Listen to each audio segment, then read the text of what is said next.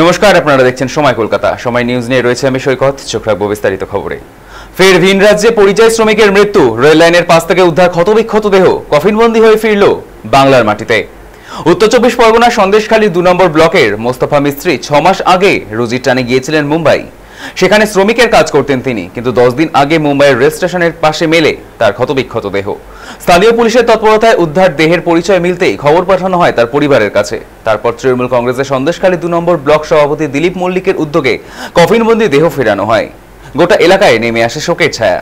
জানা গিয়েছে, মুম্বাই থাকাকালীন বিভিন্ন সময়ে বাঙালি ও বাংলাদেশি পরিচয় নিয়ে অপমানের শিকার হয়েছিলেন মোস্তফা। মূলত সেই পরিপ্রেক্ষিতেই তার মৃত্যু এমনটাই অনুমান।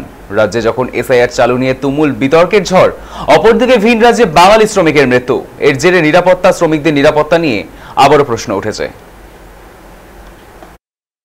তাদেরকে সাহায্য সহানুভূতি করেছে এবং তাদের কিভাবে কি সেই পরিযায়ী শ্রমিক হিসেবেই মুম্বাইয়ে কাজ করতে যায়। বিগত 10 দিন আগে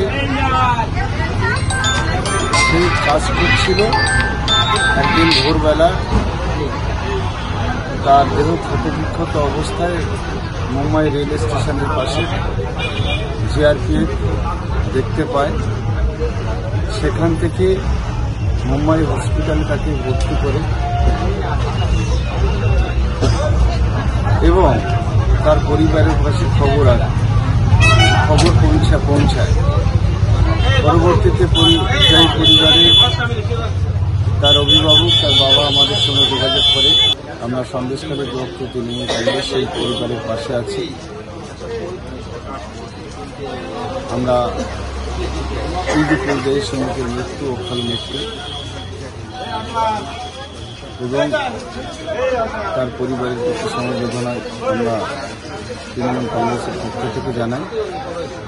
সাথে সাথে পরিবারের পাশে থেকে আগামী দিন আমাদের যে সহযোগিতা পাওয়া দরকার সেই সহযোগিতা